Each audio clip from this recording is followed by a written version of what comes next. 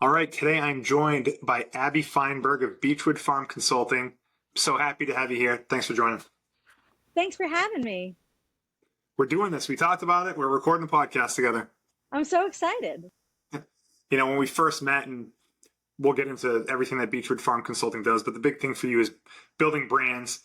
And I thought of this podcast where it's, low level branding, but there's definitely some brand building and logos and all that stuff. And yeah, I was anxious to talk to you about everything that you do. So I'm pumped that we're on here. We're going to talk about your business, talk about everything, if you're up for it.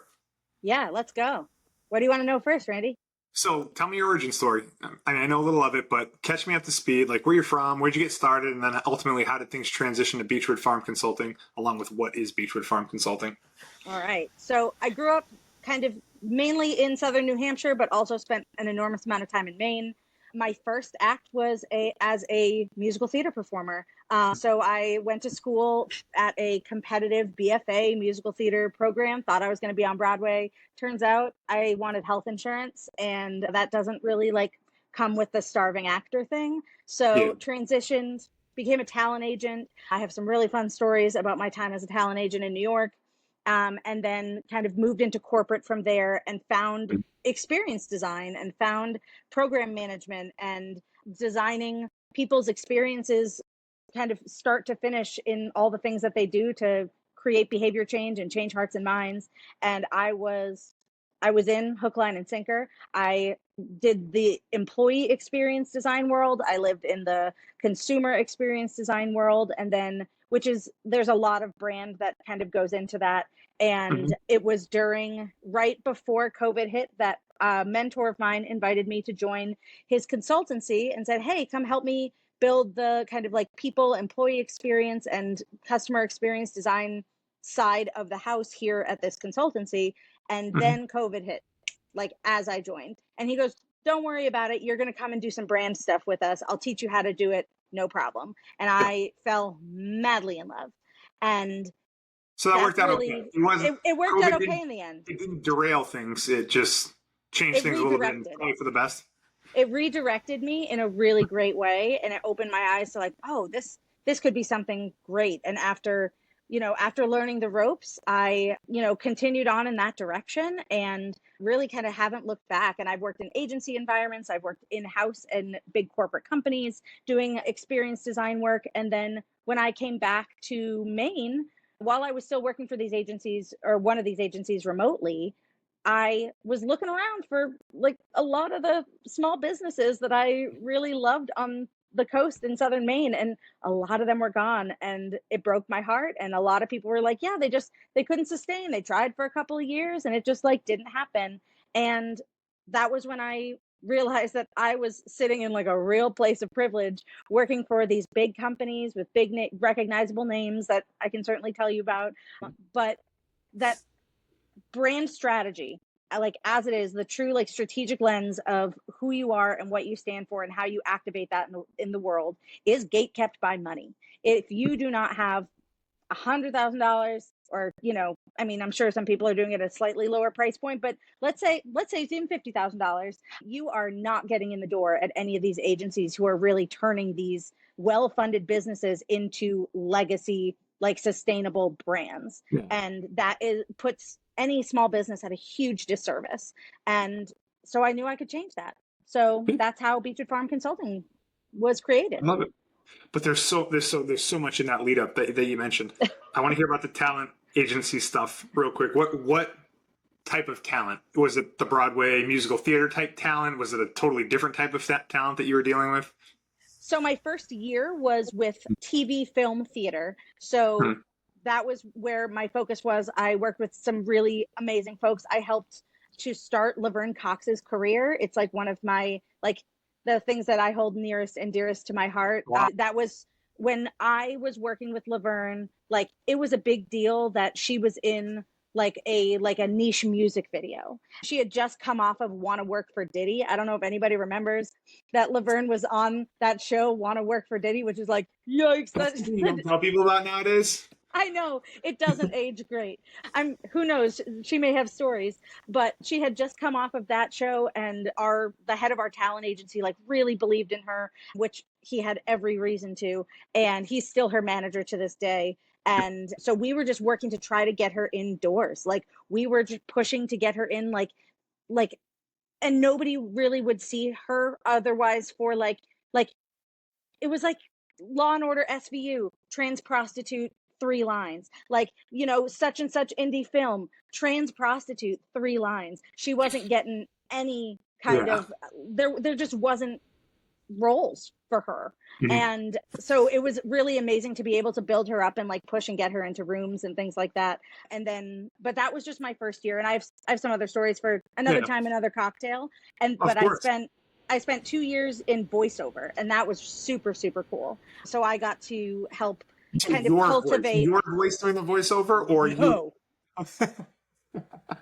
I got to work with people who are doing things like the voice of Verizon, the voice of Toyota, the voice of Mrs. Stouffer's, the voice Yeah. of Clorox. All of those people were clients of mine. And so we had a recording studio in our agency. So we got to be in the booth sometimes recording with them, like helping to coach them and give them takes, and really to kind of help them cultivate their careers. And it's a lot of like really cool theater, film, TV actors who are, trying to diversify themselves, but also just like people who are making a great living doing voiceovers. The people who are the voice of things like Verizon are making millions of dollars a year.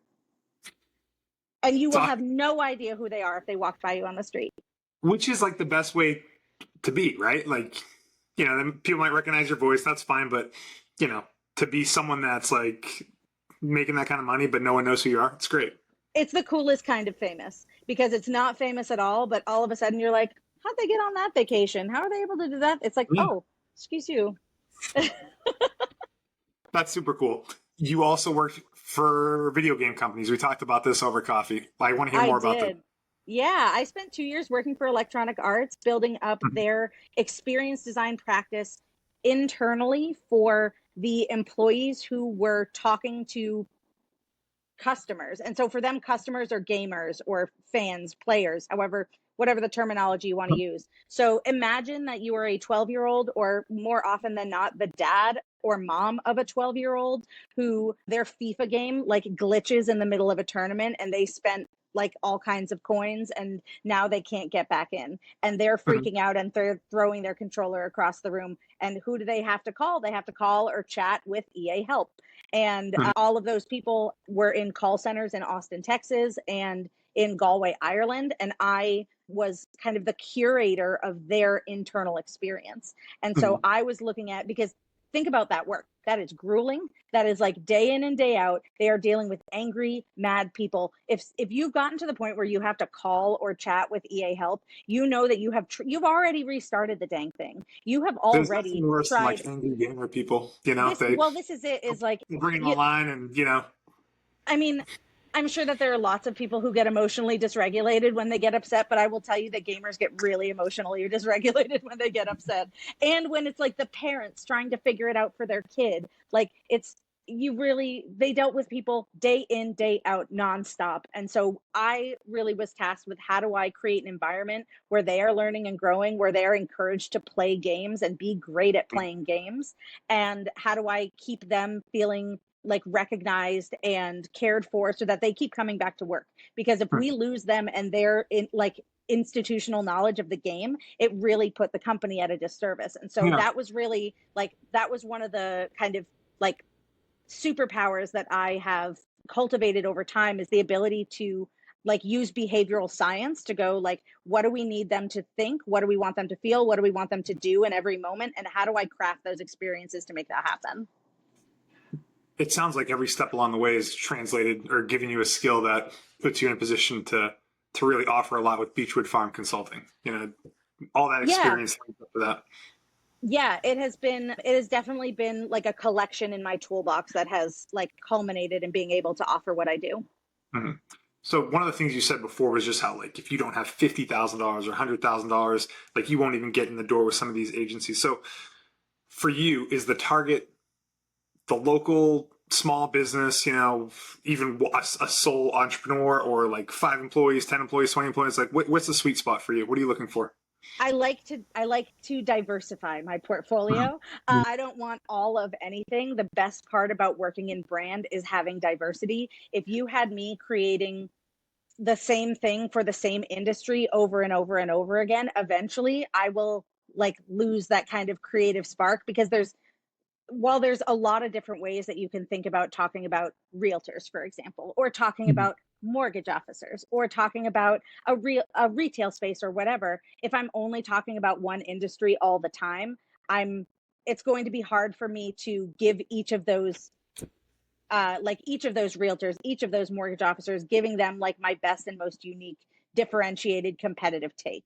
And so, like, I will do my best work for people when I have lots of different kinds of people in my portfolio. And same thing for sizes. I work with solopreneurs who are like solo service providers. Like, I have an insurance agent, I have a realtor, I have like somebody who's doing a leadership and empowerment training program, and it's Mhm. just like her as kind of sole proprietor. But I also have retail stores with like direct employees and brick and mortar locations and things like that. So I love smaller businesses, but also like I like to be able to play in lots of spaces. What I Yeah. don't want is I don't want to go and work for Nike again.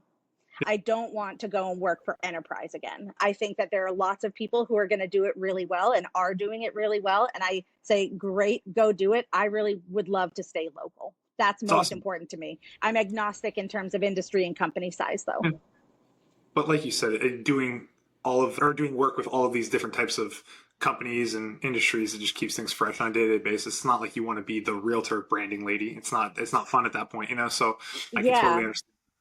And what really, like, I think where I can hang my hat and like where my bread and butter really is unique positioning, is saying Uh-huh. like, how do I uncover the honest, unique, and compelling story of who you are and what you stand for in the market, so that Uh-huh. there is only one person who is showing up like you, sounding like you, being Uh-huh. like you. And it's really about like consistently and intentionally being like unmistakably yourself in every Uh-huh. moment. And if I work with only the same industry, that is going to get kind of lost in the noise over time. Totally. Totally. So yeah, that's how I work best. So what you were just discussing makes me like or gets me to the next thing I want to talk about, which is what does it even mean to have a brand? In my mind, or in the mind of a lot of people, I think people think like the brand is a logo, but it's more than just a logo with a brand. So I guess how would you define a brand? Yeah, I mean, there are lots of different definitions that bounce all over the place. I probably agree with most of them, but except for it's a logo.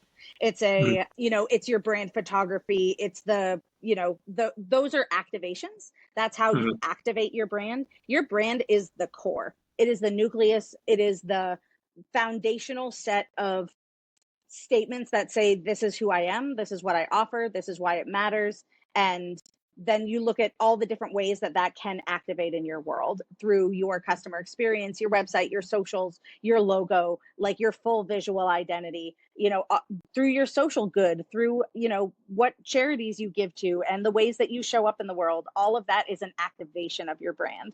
And so where Mhm. I do my best work is I always start with strategy, period. When you're going to work with me, like, that is the first thing that we're going to do, is we're going to identify that those foundational pieces of who are you and what Mhm. makes you unique in the market. And then I also will then say, great, strategy first, and then we say, what is the best way to message that with a set of like emotional clarity, where like you build a brand voice and we build really sharp language that turns people who like would be sort of browsing past you into like a true believer in you. Mhm. And then I have a hand curated network that I call the Beachwood Collective, and they are Yep. creative experts who do the activation piece of Yeah. all those other pieces: designers, web developers, photographers, videographers, content creators, who all work as an aligned team that can create kind of that phased approach for success for somebody who wants to bring their business to life or bring their brand to life in a new way. So yeah, you're kind of pulling the strings, putting the plans together. But that's the thing I was going to ask you. It's like if you want to have a social media image, you're not actually implementing that. You're coming up with that plan, but you might hand it off to someone that's in the collective, and make that Exactly. connection. Yeah. So I do my best work as a strategist, and I can bring that strategy into things like social media, into an omni-channel marketing strategy, into an event strategy, and can even map out like, oh, hey, you want to do these 6 things? Here's the order in which I would do those and the way that I would like crawl, walk, run toward it, because most small businesses are not ready to do all these things all at once. And so I really try to tailor the plan that works for you in the right timing and the right phasing. The ways that I will be the person who activates is I will activate with the words. I will build that content strategy. I will write your social captions if you want me to. I'll write your email blasts. That's where I do my best work. And I can also translate that into art direction. So I can tell everybody else what to do. I can say, Yeah. hey, content creator, here's the kind of reel that they need here, and I'll script it.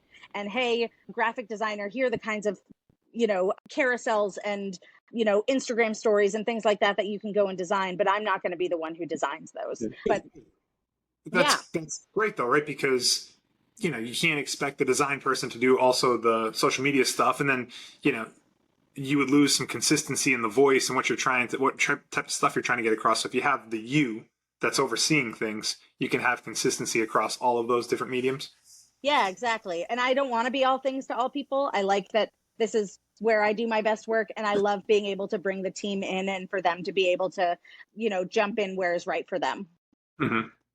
So you were kind of touching on the beginning of the process. Like, what's that first conversation really look like? Is it like do you have like a set approach, like a set of questions, and like you have to answer these things for me as we try to establish that voice, or it really is just different from client to client?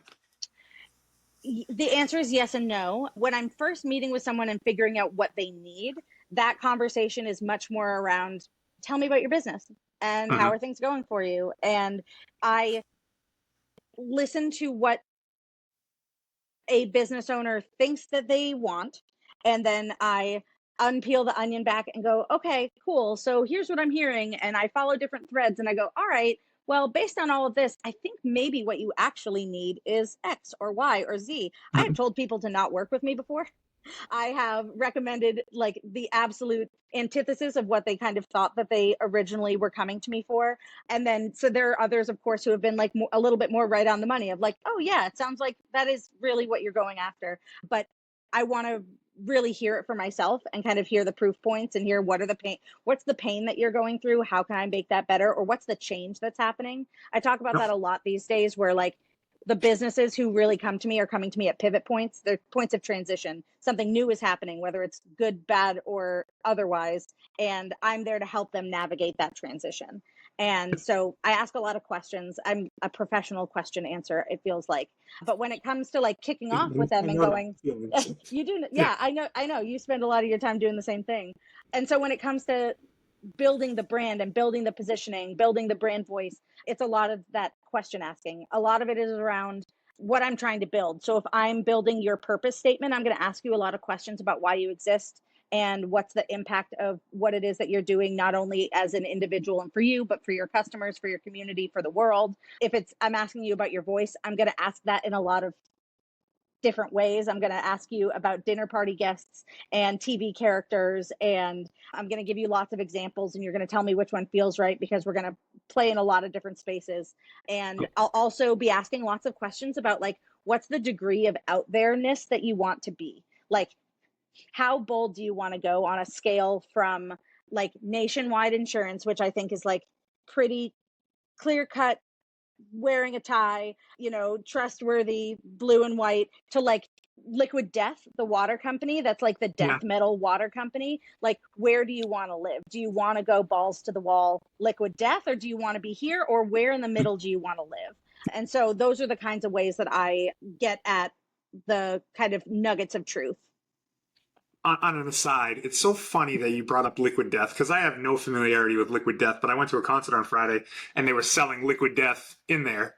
And I don't know the word for this. I've looked this up before, but like the idea of like you never knew something existed, then you're introduced to it, and then you see it all over the place. And like here we are, 3 days later, I just saw Liquid Death for the first time, and here we are talking about it on a podcast. It's just so weird when things like that happen.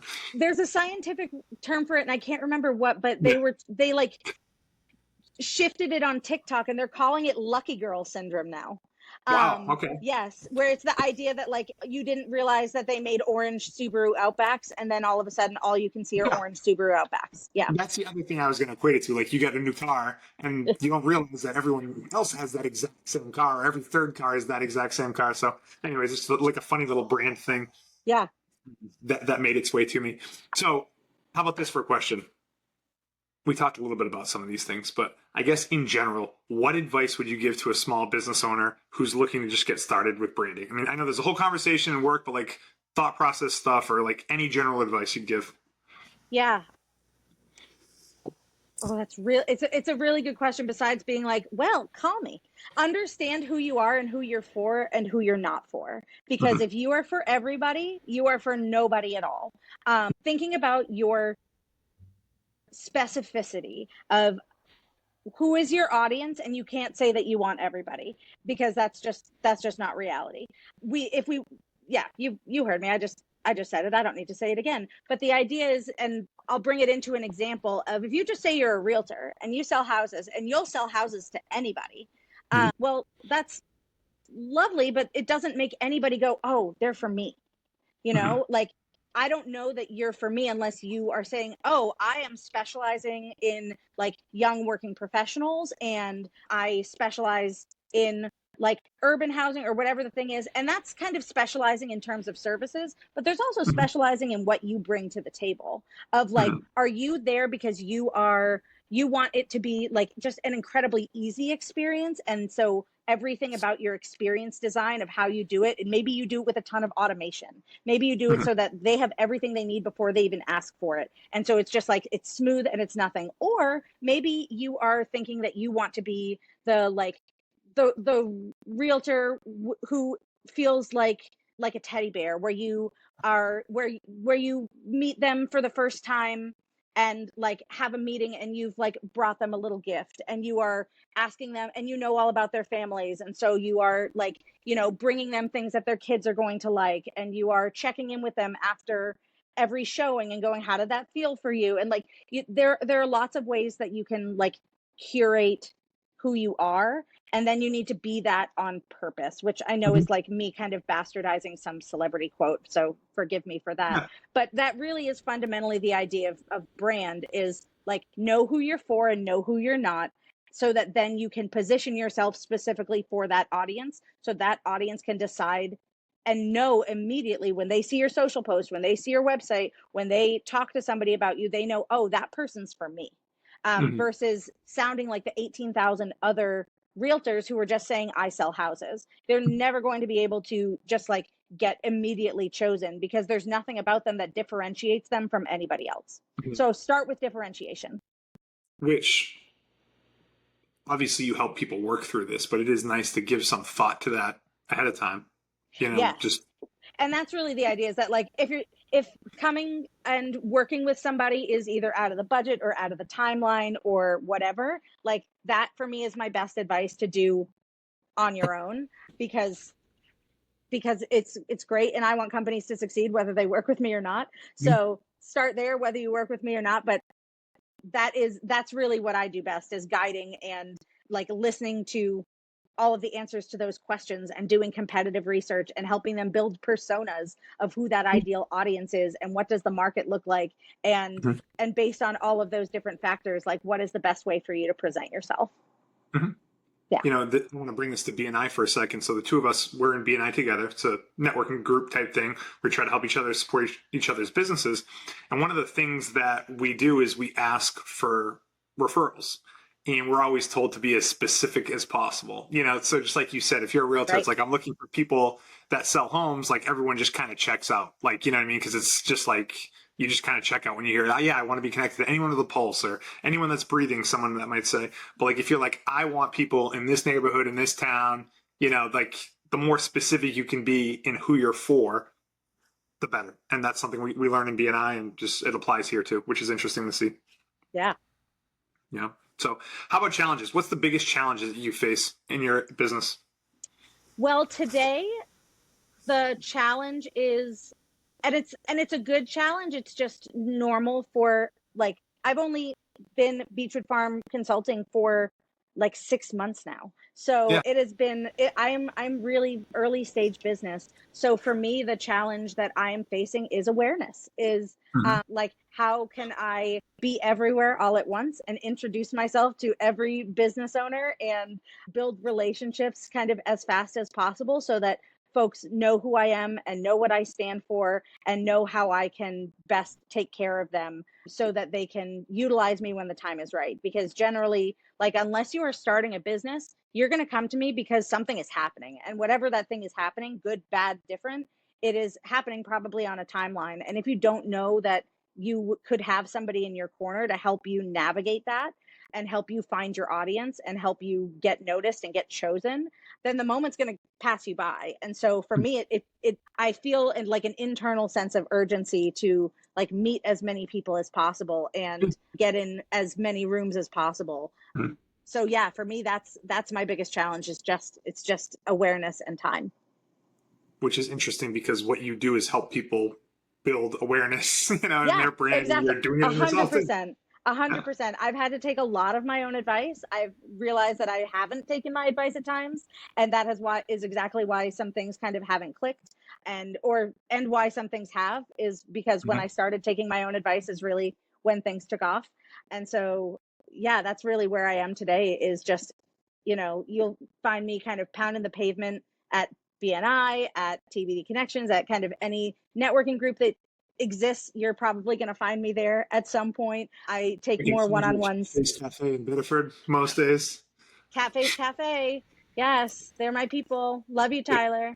Yeah. Um, that is basically my second office. If Yeah. you're not finding me at Coffee by Design on Diamond Street in Portland, you'll find me at Cat Face Cafe. So, Love it. You yeah. reintroduced me to that place and gave me a whole new love and appreciation for it, which I'm thankful for. So, Yes. how about? I mean, I know you said it's only been 6 months, but you have this career that kind of touches on what you do, anyways. But have you had any projects ever go like completely off the rails, or just like bad experiences, or tough situations, or maybe not? Yeah. Yeah. Nothing that's ever gone off the rails, thankfully, but I've Mhm. certainly had challenges, mainly because of like external forces, where we would be like running at like 60 miles an hour toward a launch date. And we would have like, there was one in particular, and I'm not going to say the name of the brand because we didn't end up launching what we did. And so I Mhm. think I still might be under NDA for it. But if you can think of a really big nationwide, some kind of insurance, and I won't say what kind of insurance company, we were doing a full employer brand rebrand for them. So the employer brand, that the idea of that is kind of on the other side of the consumer side, is like the reputation that people have about you and kind of the story that you tell about who you are, what you stand for. On the employer brand side, that's like of who you are, what you stand for as an employer rather than like as a business. And so it's the Mhm. story that you tell to like people who are going to apply for jobs and people who work there. That's the idea of it. It's kind of two sides of the same coin. So anyway, I was working on this huge employer brand project, and we were so close. We were getting final approvals. We were feeling awesome. And then they went radio silent. And I was like, okay, things could just be happening over there. They're probably just talking to people. It's not that big a deal. It's not that big a deal. And then a second week went by and nothing. And then all of a sudden we just got like a 15-minute like catch up on the calendar. And it was them saying, well, we've had some change happening internally, which happens a lot. I mean, it happens on both the consumer and the employer brand side, but on the employer Mhm. brand side, it happens a lot, where they had a strategic change where they were about to lose like a major piece of business for themselves. And because of that, they needed to shift their approach and shift all of their resources and all of their time and all of their everything. And so they were like, we love what you did. We think it's amazing. It's unfortunately going to have to go in a drawer. And so that was a heartbreak. It was, I will tell you, it was so good. And I mean, I can say that because nobody's ever going to see it, but it was really special. It was so special. It really felt like them. And it like came from like an internal ism that like they use inside their company. And so like it really felt super rooted in who they are. And so that's a bummer. And I've kept an eye on it because that was years ago, and it has never made it out of out of that drawer. So Would that you was a ever heartbreak. would you ever be aware of that though if they did? Like I'd be obviously it's able to employer see it. based.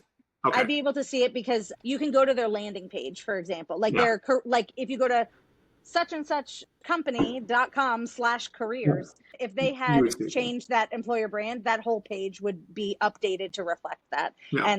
And it hasn't. And I'm still connected to the executive team there. Like I thankfully, like I have these clients who, they stay with me, and so they've kind of followed my journey. I followed theirs. So I think they would tell me if all of a sudden they were going to go through something like that. But that's often the challenge that I would face with large companies, was that like strategic shifts all of a sudden would happen. With smaller companies, I think it's more around that there's a huge learning curve.